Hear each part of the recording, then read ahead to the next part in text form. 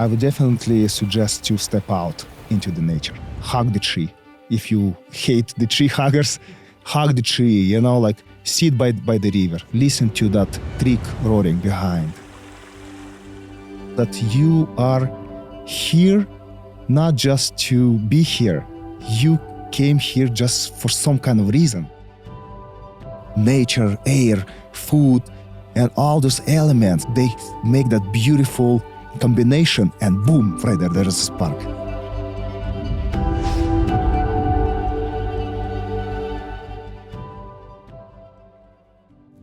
Welcome to the Time Has Come podcast. My name is Graham Wardle, and today I have a very special guest to share with you all.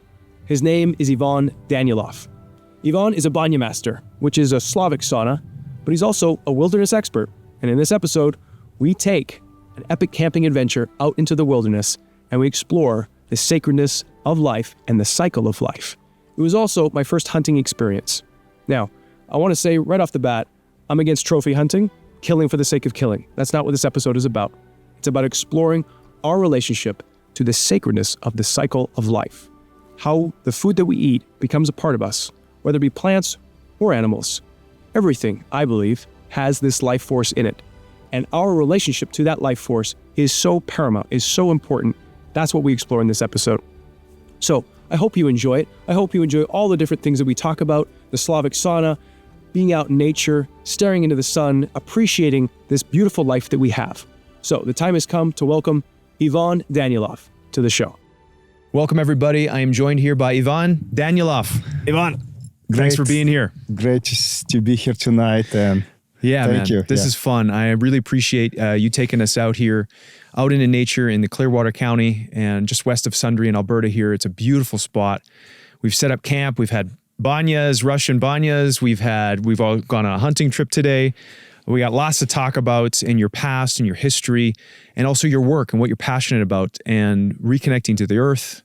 Bogatir. We're going to talk about Bogatir. Exactly. There's so much to talk about. So Thanks for being here and being on the podcast. First, can you share with everybody the sacredness of this space, how you found this spot and what it means to you? So as a hunters, we always on the move, right? We're looking for those perfect conditions and not too far away from Calgary, where I live.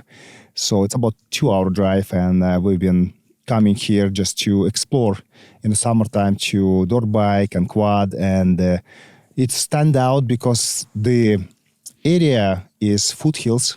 We can see the mountains, and also it's quite easy to hike them, right? So in case we get lucky with hunting. Yeah. So there's lots of water here, some creeks, and it's just felt so natural. And I actually call this place hata.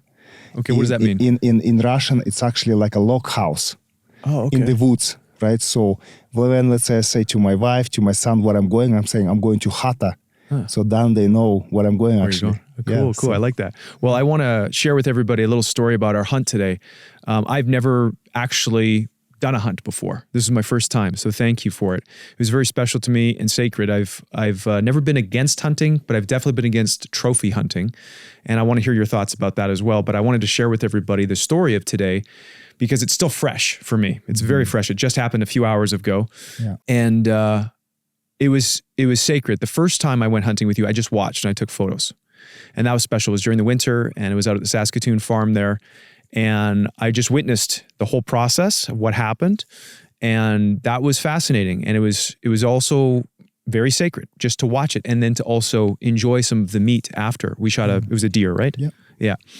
And I remember the first bite of that I had. I don't know if I was making it up, but I felt it. And I felt a connection to the animal, but also where the animal lived. It was like I felt more connected to the land. And so that brings me to today. We were walking up on top of a ridge. We were looking for an arrow that you lost on a previous hunt that you're here. And our cameraman, Murphy, he saw a rabbit. And he says, there's a rabbit. And I had it was a 22 or something, right? Yeah. And I pulled it out and you said, take the shot, I think you said. Yeah. And I was like, okay, here we go. Lined it up and the rabbit just stood there. It was like perfect timing. And we had got nothing the whole day. There was nothing we had seen up until this point. And there it was. I took the shot. I got it. And then it hobbled away. It was obviously injured. I think I hit it in the back legs or the back hip.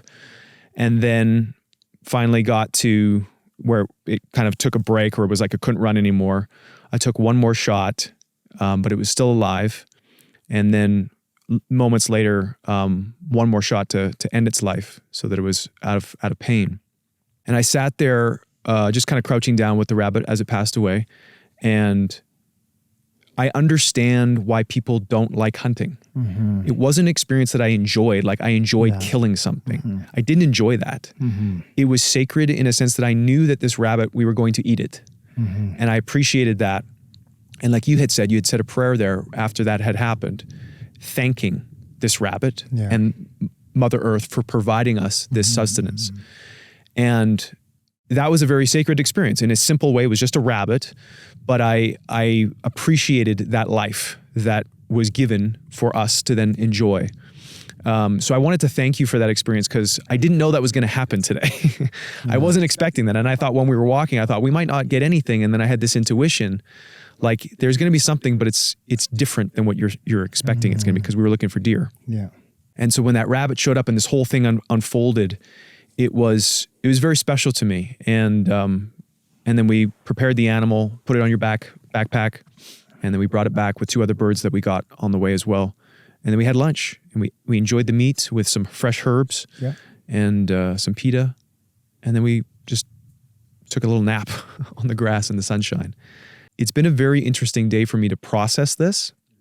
And that's what I wanted to talk with you about is hunting in general. And I know there's a lot of people that don't like hunting. They don't like the fact that you're killing animals, but yet they still eat meat. Exactly. Or they have eaten meat. And this is something that I wanted to do and experience, because I have eaten meat for most of my life. I've done the vegetarian and the vegan thing for a bit as well. But I think that there was a deepening of my appreciation for being a man on this earth and connecting with my food and just it being so raw. So, Ivan, how did you get into hunting?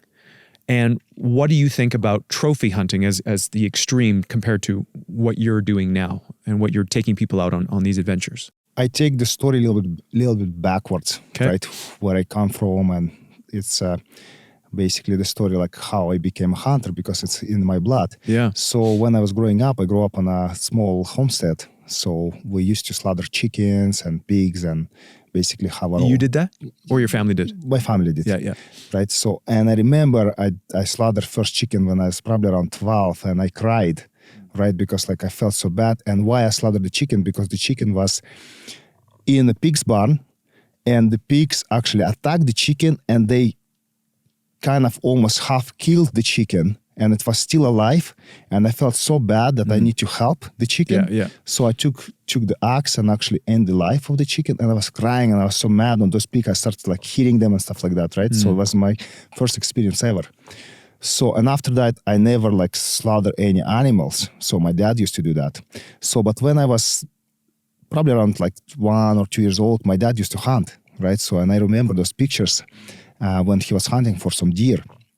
So basically, I had the taste of wild game through my mother's milk, right?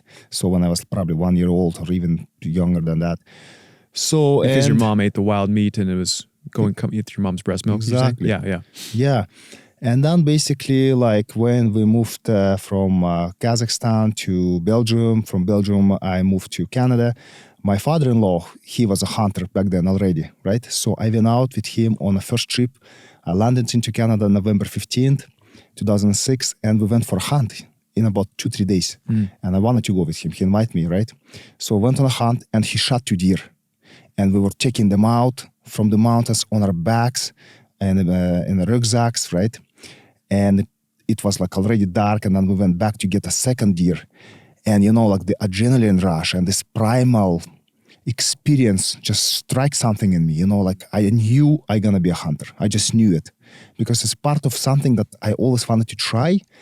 And the thing is, what really deep about hunting for myself, it's not about trophy hunt, like you just mentioned about, right? Because the trophy hunt, usually if you know about the term of trophy hunt, is basically when you wanna kill, actually, it's not harvesting, to kill biggest animal with biggest entrails, you flying to Africa. Yeah, just to show off. Just show off, mostly, right? There's some good trophy. I'm not the judge to judge, but in general, trophy, it's you want to hang on your wall and show off what you got, right? So with my personal experience of hunting, I knew that is something that my ancestors did, my dad did, and I wanted to try and experience that to feed my family, right? Because I was not agreed what kind of meats are out there in the stores, right? So I knew that there's a lot of different things in meat, and the way how the life being taken of those animals, I'm not there. So I took that conscious approach to do that myself, right? It's not easy. I don't enjoy killing animals, right? And I don't hunt for fun. I don't kill golfers for fun, like on a farmland or anything like that. So, and that's how I start to develop those hunting experiences, getting out with my father-in-law, learn. Basically, I finished the hunting education here in Alberta, Calgary, my gun license, and I start to basically go into the nature and start to hunt and harvest and process the meat and basically connecting with this meat, with the land that I'm hunting that animal. And the whole experience is, because it's part of the adventure that I felt, because like when we would pack, we would leave, let's say in the evening, everything is ready and that chill for for an adventure, because our car would break down, we get stuck a couple of times, we were slid off the highway, almost like an accident, it's like, this is like an adventure, like 5-10 days we would travel and there's some stories about like how we hunted and stuff like that. And most of the time we would come empty. You wouldn't come home with anything. That's it. Yeah. So we burn the time, we burn the gas money and all of this, basically off work time, but still satisfied, because it's an adventure. It's all about not just like to get something back, but work hard for it.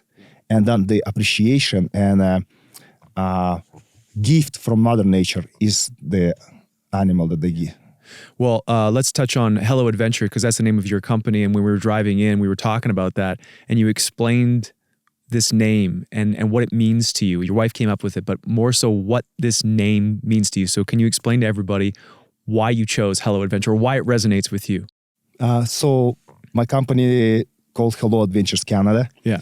And Hello Adventure stands for, I want to say hello to adventure. Yeah. And like you stated quite correctly, opened up actually bigger for me as well, which is a great point. It's not about the adventure that we go somewhere on vacation or like those trips, but actually saying hello to your adventure on a daily basis. Yes, man. Right? I love that. When we were jamming about this idea in the car, I was like, this is a great mindset, mantra. And I love that it's your company's name. It's like you're opening yourself to the adventures of life, to this adventure, to this day adventure, whatever it is. And having that mindset of being like, today is an adventure and I'm going to open myself to it, be vulnerable to it, expose myself to it, get cold. Like last night, it was -5 degrees Celsius. My eyeballs are freezing. My nose is cold. I got my sleeping bags tucked up like this around my face. It was great. Yeah. It was great. I didn't sleep well, but it was great. So I love that. So Hello Adventures Canada is your company's name. And then you take people out on stuff like we were doing this weekend, in adventures and such. I'm curious to know what type of people that you take out, and where do they start and where do they end up after they've finished an adventure with you? What's the transformation that you see? Yeah. So basically, I have different levels in my company, right? So basically, Hello Adventures is to say hello to adventure in general. So basically, I focus on sales of different gear and providing also a consulting of how to get into the outdoors, right, properly, right? So you have a proper equipment, you have proper shoes, proper clothes, and I help with that. So the second part of is the adventure to go, let's say, and book a private hunting trip with me or get education how I hunt, like on a sustainable and really respectful way, right? Not as a trophy hunt. And the third aspect is men's work. Right, so it's basically more touches based on this, on boga theory. Yeah, we can talk about concept, that too. Right? Yeah. So, and the criteria, who is like eligible or not, everyone is welcome. Men's, right? So I specifically focus on men's work, right? So basically, I would probably say from 18 to 50 years old, maybe 65, depends, right? And it's focused on men.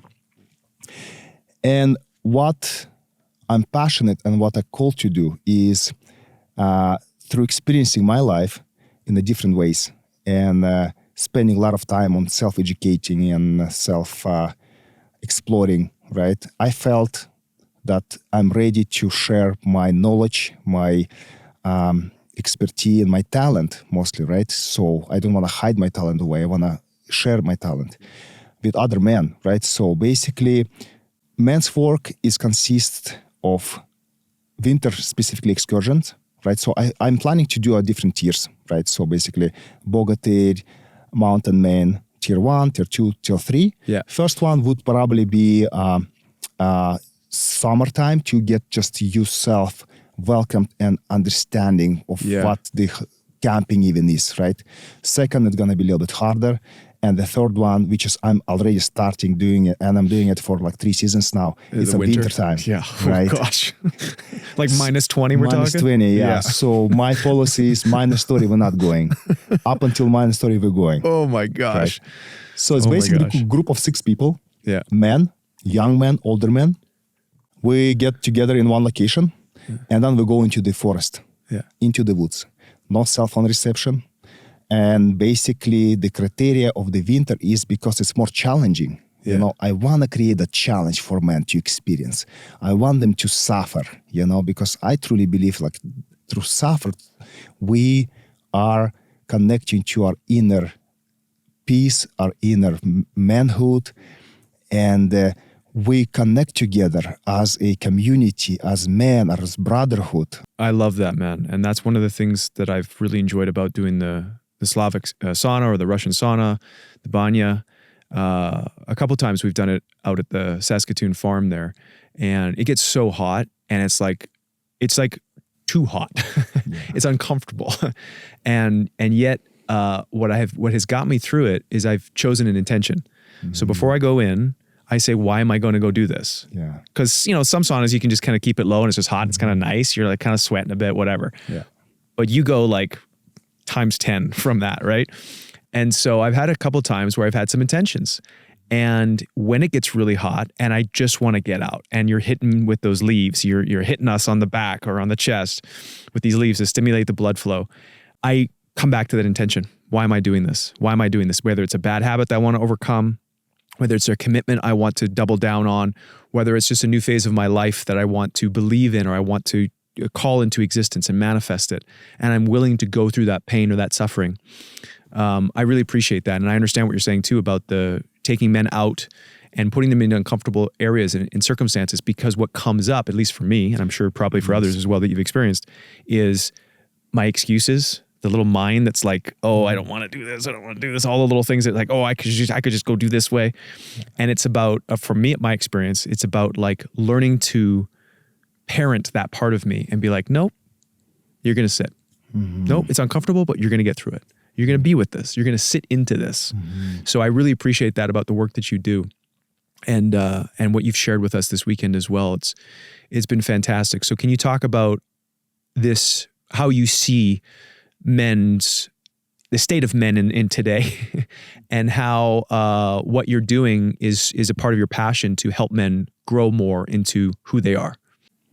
The first thing is foremost is to have the connection to Mother Nature, because I truly believe that nature is a huge part of what we're missing out in the city life. That's why I personally go back always, not specifically for hunting, because hunting season is a short period of time, right? So it's just 3 months. But I go hunting, I go camping and winter solo adventures for myself, just to go there to connect, to disconnect from the world. I would go for 2-3 nights and I would meditate, I would pray, and I would bring so much wisdom back, so many insights, what I miss in my relationship with my wife, with my son, what I need to improve in certain cases.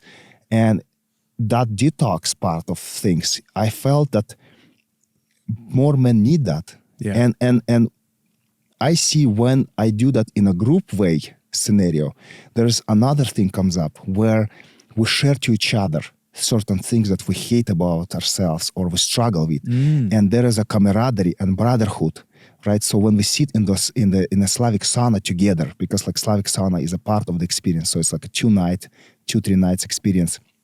We have different activities, axe and knife throwing, and there's wood chopping, how to basically safety protocols like first aid, and I'll go through all that. We cook together, we start the fire in a primitive way, and then we basically, when we sit in the sauna, we start to talk to each other, and we relate to each other because we are men.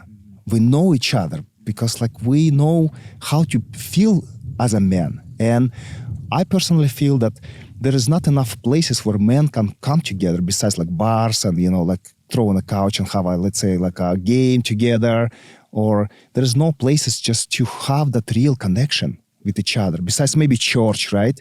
And no distraction specifically, right? So where you can really sit and feel that when you hear somebody's story and you say, like I'm not far away from it because I'm struggled here or there, and you want to open all those things up to each other. And that's what I feel is such a big demand for men finding space where they can be vulnerable and also they can share and be heard, right? And this camaraderie and connection with each other. Yeah, it's so essential and important. And that's one of my favorite things in the last Slavic sauna or banya that we did at the farm. We were talking like that afterwards, just about intentions, about things that we were going through and sharing stories and what we were struggling with. And no phone. We was about 2 hours we were in that. Yeah. And no phones, no distractions. And we're 2 hours in the sauna, but more time outside and inside, around that. But that, yeah, like you said, that digital detox, that's what I found just for the, 48 hours we've been here, or 24 hours now. The detox, I realized, I've done a 10-day Vipassana meditation retreat, and I've been through that sort of detox before, but it's been a long time. And just doing this weekend, having no cell reception out here, being out in the sauna, going out into nature, seeing the beautiful sunrise, and just walking through the woods. It's a detox of the mind, but also like my soul. My soul is like, it's almost like my soul has been like a nice tight jacket. Yeah. And it's been loosened, and it's like expanding. And we were talking about this when we were looking at the sun, and it was just like, expanding. And as you're listening to the animals and paying attention where you're walking and looking through the trees, your awareness is kind of stretching out. And we're so used to our awareness being very close, phone or whatever, people here, exactly. But not looking in the distance and sensing and feeling for those subtle noises or that movement. Like you were saying about like the subtle movements, like, how did you see that deer through the binoculars? I could barely see it.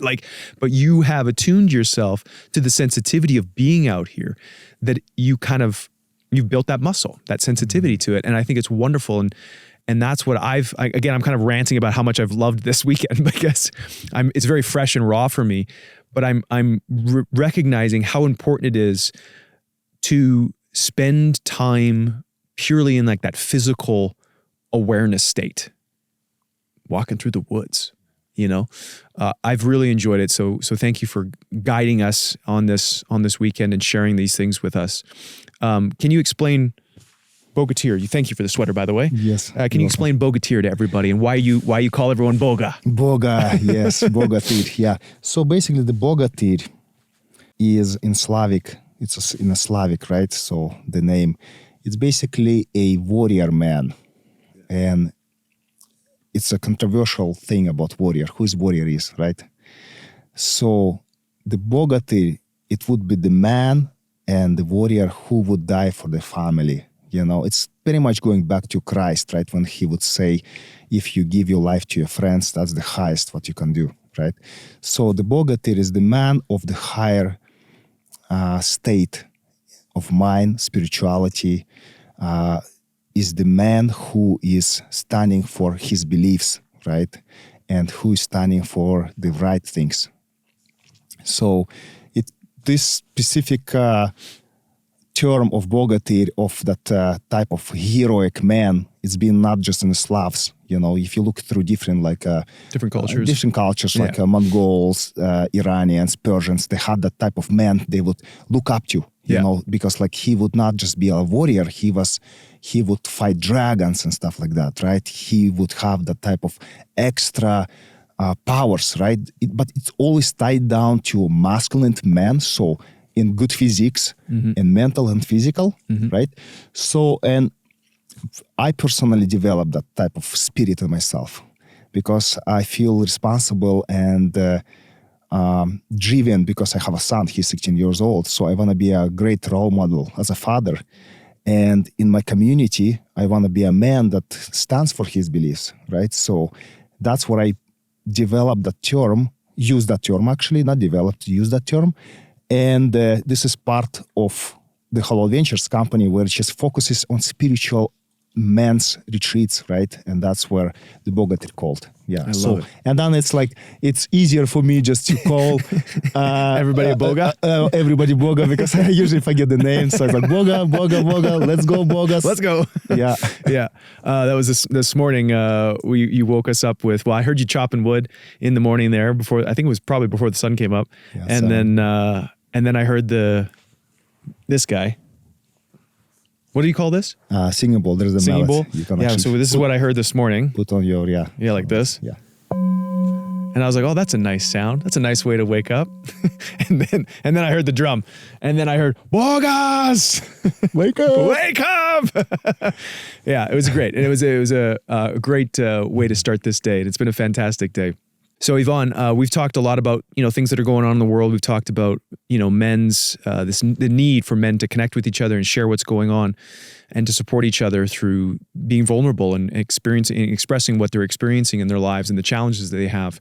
How do you see the challenges that we're facing as a community or as a country, and how do we correct those challenges that we're on, or address them, I should say? Yeah, it's a really complicated topic. Yeah. Right. So we are living in this fast-paced, evolving reality nowadays, right? So if I would talk about, let's say, Canada, specifically, certain things I don't like what's happening, for instance, right?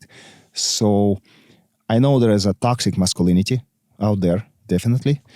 But I feel personally that men being suppressed lately, right? So, and there is not many places where men can actually find a place of reconnect with other men.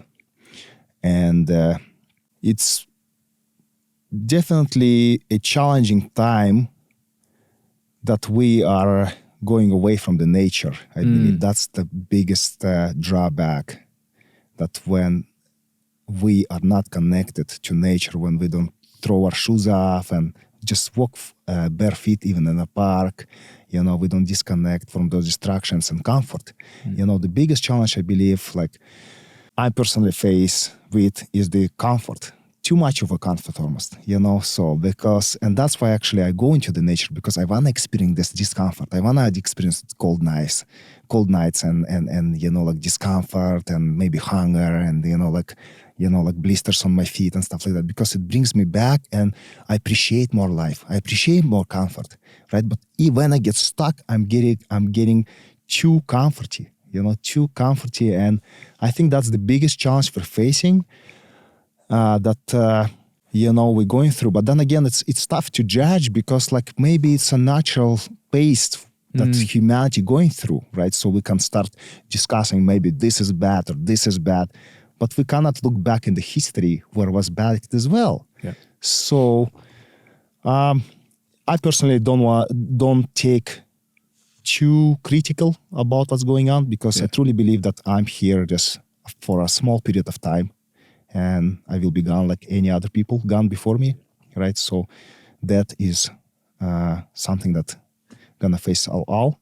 Well, I appreciate that, and I also understand the wisdom in not getting caught up in too much of the stuff that's at those big scales, big politics and whatnot.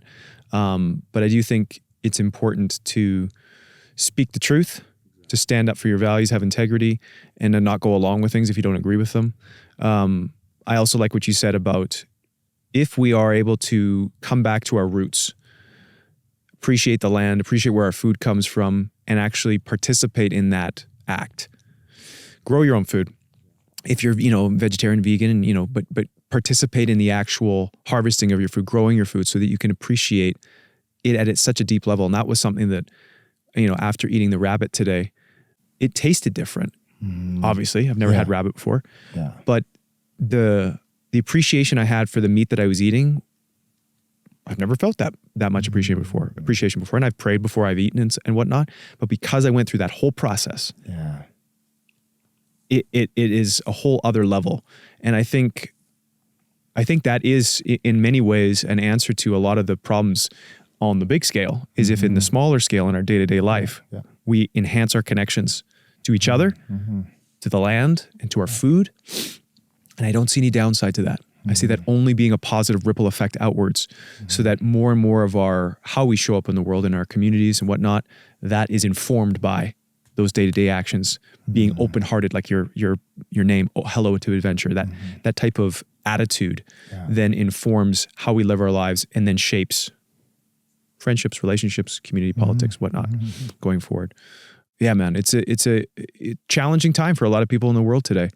And I think that we can't get caught up in a lot of those, the world's going to end. What happens if this? Oh my gosh, this is horrible. It's like, there's things we need to pay attention to. But at the same time, if 80% of our attention's going there, we're going to be drained for actually enjoying and appreciating our lives. Let's switch gears and chat a bit about the Slavic sauna. This is something your father was a banya master. Now, banya and Slavic sauna, that's the same thing, right? Yeah. Yeah. So basically, sauna and the banya, it's not really the same. Okay, so they're different. Yeah. Okay, explain the difference. The sauna is mostly like from Finland and Scandinavian countries. They use sauna. So banya, it's a term for sauna pretty much, but in Slavs, right? So basically like Eastern Europe, it's more like Latvia, Russia, Ukraine. So the banya and sauna, the difference is it's the way of the heat is, right? For the sauna, for instance, the heat is higher. If we're talking about Celsius, usually it's about 90 to 100 Celsius, very dry, right? They use some water throwing onto the rocks, but not every sauna users do that actually. Some saunas actually, they're not allowed to throw the water onto the rocks. Right, it's just a dry heat. Yeah, dry heat. Yeah. Banya is like all about the steam. Yeah. The temperature is lower, probably about 65 to 80 Celsius, and a lot of steam, right? So plus we use leaves.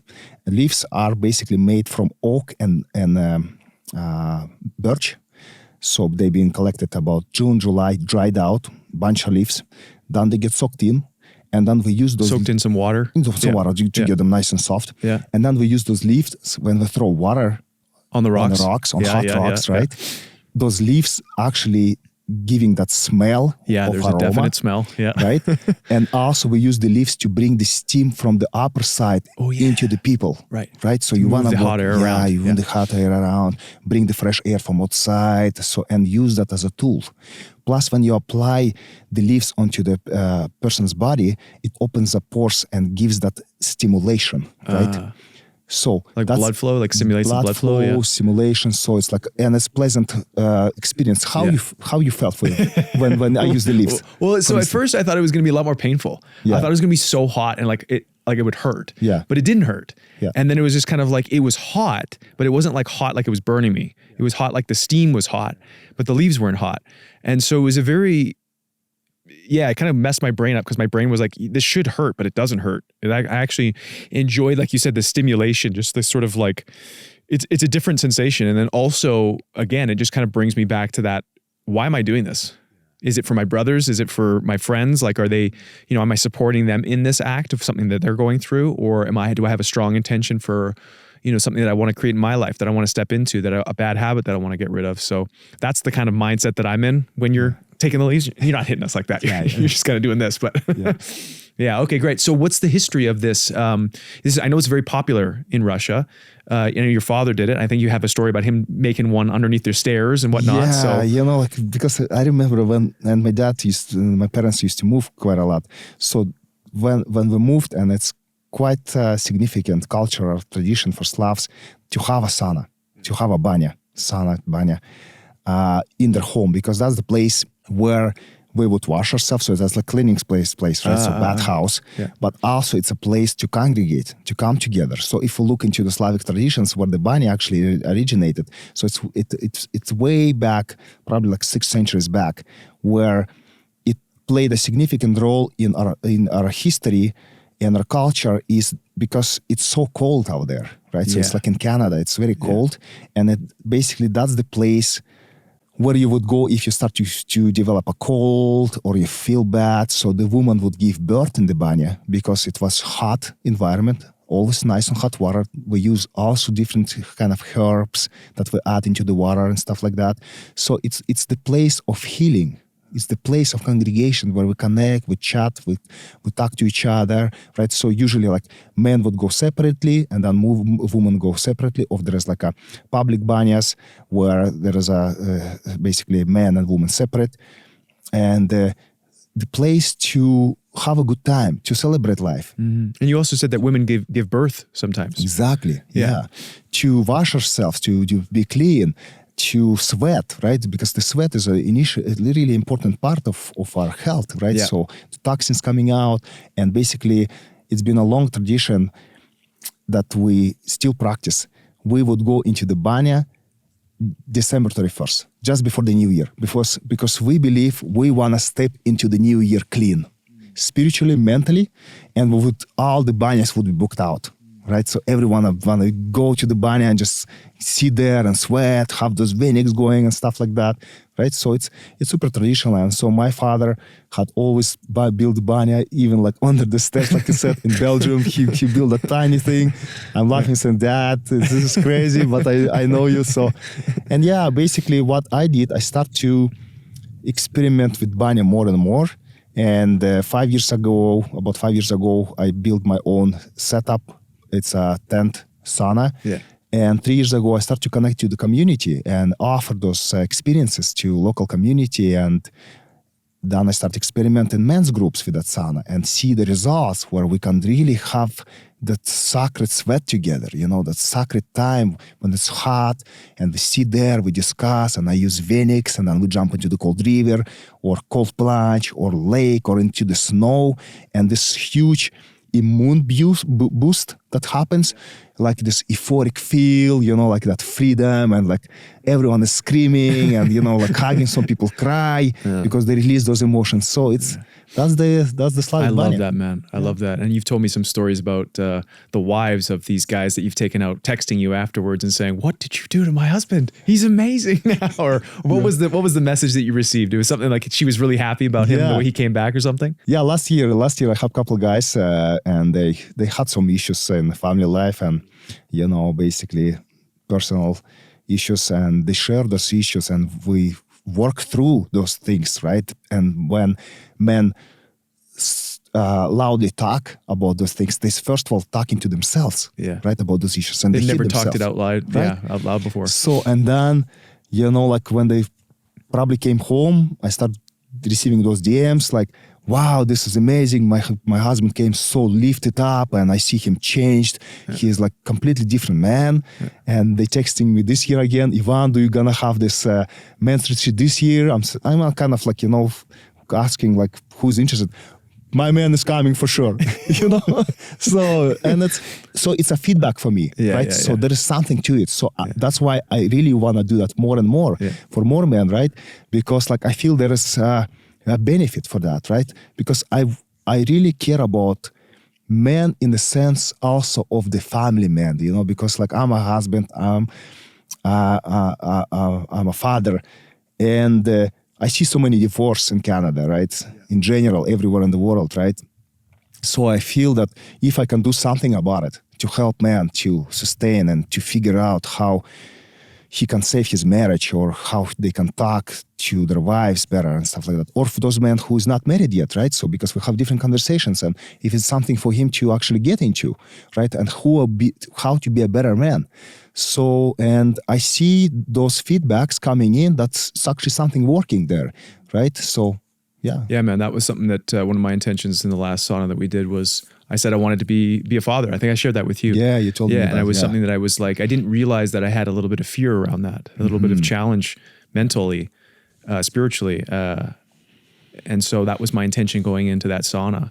And then I shared with you before I think it was during the river dip, we jumped in and I shared that, or maybe it was inside, I can't remember, but it was very cleansing for me. And it was very like, it was kind of like it released a block or something that was stuck in me. I don't know what belief system or what, energetic, I don't know. But it was enough for me to focus on that, have that strong intention, move through that heat, and then go and get in the cold water and release it. And and I was like, I don't want to go in the cold water, but I definitely want this. Yes. I know I want this in my life. Yes. And I feel scared. But then you shook my hand and you said, bro, it's the best. It's the best thing ever. You got to be a father. And I was like, thanks, man. I really appreciate that. And I really appreciated that encouragement. And I know it's going to be a lot of work. I'm sure it's a lot of work, but it was very special to me. And I appreciate that about the work that you do. And it takes, each individual has to show up for their own. You can't tell them. No. They have to want it. Exactly. Yeah. Yeah. That's why I'm super open. And, like I explain what this is all about. And they have to be ready, like the place of banya, the place of men's work, it's not the place where we judge each other or bully each other.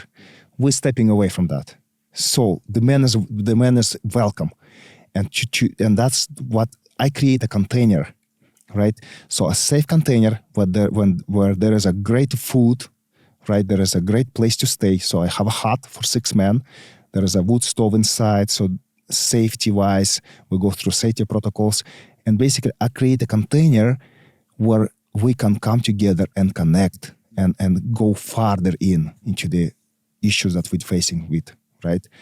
So, yeah, this is beautiful. Yeah, amazing. One of my favorite questions to ask my guests is about the golden ticket. So the golden ticket effectively is why you do what you do. Mm-hmm. It's not for the money. It's for this like element of, maybe it's a moment for you where you see somebody coming through a transformation, coming through a place where they're like, oh, I'm back. Or thank you, Yvonne. Like my family, I'm connected again. What's the moment for you that's a golden ticket that you realize you're like, this is why I do what I do? The biggest one, I think that I see like inner child in real life.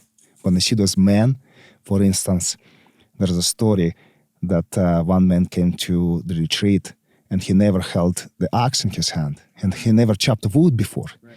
So we're going through safety protocols, how to use the axe, how to chop wood, and he finally started to split the wood. So he could not stop splitting the wood. I said, please stop. Bran said, there is enough wood already. Yeah. He said, I can't stop. I just love it. Those moments, right? When I take my son out and we have like deep conversations, and when he gets home and talks to his friends, to his mother about how we went together and spent that time in nature. Yeah. Those moments, right? Those wives DMing me. Yeah. Those moments, right? Yeah. So, and like then different men talking about that, right? So those moments just spark my inner child too. You know you're on the right path. Yes, exactly. Yeah. So it's kind of aligned with this sort of like people coming back to their power. People recognizing the power, the beauty of their life, the power that they hold. That would be like, you're like, I hit it. Yeah. Yeah. Yeah. And big part of that, it's not me. It's not what I do. Huge part is the nature. Because like where we congregate, it's in the nature, and the part of the nature, it's actually, like I mentioned, I create a container. And whatever happens, it's like a magic, right? Nature, air, food, no distractions, no cell phones, camaraderie, and all those elements, right? They make that beautiful combination, and boom, right there is a spark. Yeah, yeah. Right? Yeah, it's beautiful, man. So. And that happened this weekend too. We were just walking around and all of a sudden that rabbit just showed up out of nowhere. To me, that was like this magic moment. That was a gift. It was like, oh, wow, like it just showed up and it was like, oh man. And you said, you're like, I don't know if Graham's going to take the shot. Yeah. Like, I don't know if he's going to do it. Yeah. and it worked. And I'm so grateful for that moment. And that for me was a golden ticket of this weekend. Just of a blessing that was given to us for this experience. So thanks for facilitating all that and having us out here. My next question for you is about guidance. Your spiritual path, whether it be if you're Christian, Holy Spirit or your intuition? How does Yvonne experience guidance? I know you go on a lot of hunts and you're constantly tuning in and feeling things. So do you experience a guidance when you're hunting of where to go? And in your own personal life, when you have to make a big decision, what's that guidance feel like for you? How do you experience that? So I grew up Christian, in Christian family, right? So there was some period of time that I did not part of any denominations, and I researched a lot. So I definitely practice Stoicism, like Stoic philosophy, where it teaches about resilience, living according to nature, and going through tough moments like cold plunging, being in nature. And I read Bible, like I meditate, I talk to God through prayer, through connecting in nature. And I also have a really good communication skill with my wife, right? So she is really intuitive woman, and she brings a lot of different ideas or like insights that I'm listening to. And I truly believe many times that God speaks to her, right? Through her, because like she knows me so well, and she knows my character. I'm sometimes like too rushy or like that fire type person, right? So I tend like to rush maybe certain things, and she would guide me and maybe say something to me that it's like resonate, or something comes and then I know like this is God talking to me through my wife, let's say, or intuition comes in, right? Or through meditation, right? Or through different like life experiences. Some people might say something, my cameraman, let's say, right? So I'm open to listen where God is guiding me, because like I truly believe that God is out there, and he is creator, and he definitely created me, and I am his tool in this world, right? So I'm learning and trying to hear his voice, his sights, what he's trying to teach me and show me through different things, because without the guidance, definitely the life is quite complicated, and you can get caught up in different Lots scenarios, of things. right? So you can get into like, How do you, when you get maybe your wife is talking to you, or you feel God is talking to you, how do you know it's guidance versus opinion or just thoughts? How can you feel, what does it feel like, the difference between those two? Like it's probably like I gonna throw at you the question. Okay. Same kind of like answering with the question. How do you feel it? How you can describe that? Right? So there is like certain element to it. It's very hard to describe. Right? Yeah. Likewise. Right? So this it's coming clear. You almost know that this is it. Like I gotta do this way or that way.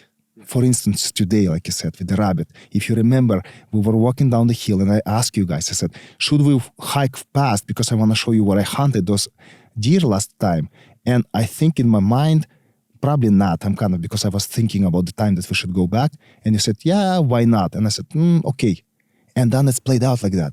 So what's this is? Yeah. Intuition is like God was really wanted to experience, to give you the experience, because rabbit came from nowhere. Yeah, it literally Seriously, came out of nowhere. I was just shocked. Yeah. And you did the shot, we've experienced it because you needed to experience that, right?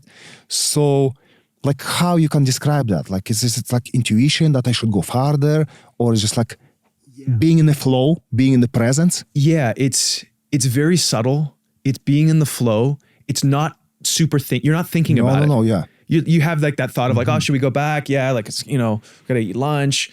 But there's like this, it's a very subtle, I equate it to like when you're driving in the car and you can feel somebody looking at you. And it's like, you don't think, oh, somebody's looking at me. You can just feel it. And you're just like, it's very subtle. And you're just like, and you look and you're like, oh, there's someone looking at me. So it's like a weird sort of like whisper or feeling sensation of like, that to me is how I know it's guidance. And sometimes it's very strong. It's like a full body. Like, I know this is the right way to go. Yeah. I don't know why, but this is just the right way to go. Awesome, man. I love that. Thank you for sharing that. Okay. My last question of my podcast is my magic painting question. So Yvonne, if you had on your wall a magic painting, and anytime you looked at this magic painting, you could feel any feeling you wanted to feel to any degree that you wanted to feel it, what feeling would you choose and what would be on your painting to represent that? This is it. This is the painting? Okay. This is the painting. Yeah. Since I was a kid, I'd love to paint mountains. Yeah. And I live in a beautiful province, Alberta, with all those mountains we use. So that would be on my painting, mountains. And the feel would be that connection to God and freedom, and connection to God, because like even in the Bible, it says like when you think about mountains and about higher things, there God is. It's over there. Right? So something higher. So that would be the connection to that universal energy, if you call it God, whatever you call it. The way you call it, right? So that inner higher being, that we're part of it, that some people trying to explain through religions, somebody can't explain, but we all feel that one of another part of our life, right? So I would feel that. Beautiful. And Yvonne, if someone's unfamiliar with how you experience your connection to God or this higher power, how does Yvonne experience it in his body? Is it in your chest? Is it a feeling of expansiveness? Where do you feel it, and what does it feel like in your body? It feels like I'm a 4 or 5 dimensional being at that stage. It's like just boom, expansion in all directions. Like just that openness and just full awareness. Yeah. Just in every direction. In every direction. Wow. Just like, like it's not really like forward, backwards, or like in my chest. It's just like boom. Is it similar to when you're out in the woods and you're sensing and you're hunting and you're kind of like expanding your awareness? Yeah, is that it? Yeah, you nailed it today. Yeah, actually in the woods. Right? You felt it. Yes. It's like there is no fear. There is no second thought or anything like that. It's just that being present and feeling that like expanding, like blowing out kind of state. That's beautiful, dude. I love that. Thank you for sharing that. You're welcome. Is there anything else that you wanted to share before we wrap up this podcast? A thought or a message that you wanted to share with people?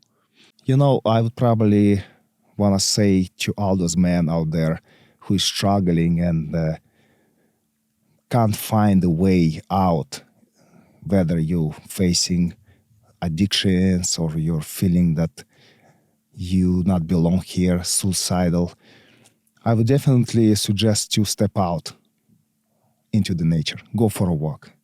Hug the tree. If you hate the tree huggers, hug the tree, like sit by the river. Listen to that creek roaring behind. Just stand up for yourself and feel that you are here not just to be here. You came here just for some kind of reason. Maybe you came to help someone or to be part of something. You don't have to figure this out. You have to start somewhere, but be empowered. Be empowered. Feel that you are a human being that is here right now, and own that, because this is beautiful. The life is beautiful, and of course, I cannot explain and judge because different people go through different challenges in their lives. But I truly still believe that we giving the golden ticket to be here and right now and being in this body and mind. And if we look from the perspective of trying to help someone, maybe you are that tool that who gonna help someone out. And to get in that mind, get into the nature, connect with the nature. And awesome. And finishing off with that, I would love to give you a gift. Okay. Right. Thank you. You already gave me this gift, but another gift. Okay. I wanna present you with the axe. Right. So why this gift is very special and unique? When men go through our program, first year we have a gift. Second year you get like an axe with the boga here. Oh, nice. And then basically custom things in here. So this is like a really authentic man's tool. Right, so you can build a house with that. You can clear the road if you need to. You can help out someone, let's say, to chop the wood for someone. Yeah. So I would love to present you that. Thank you, Ivan. Axe. Thank you, sir. Look at that. So this is specific to our men's. Wow. Gift. And this is also what we present to our men. This is gonna be from Hello Adventures, a woolen blanket. So Beautiful. I want you to keep this in your truck as well, of your vehicle. This is an absolutely blanket. Actually, you experienced last night that blanket, right? So it's a woolen, and I would love to present you that as well. Yeah. Awesome.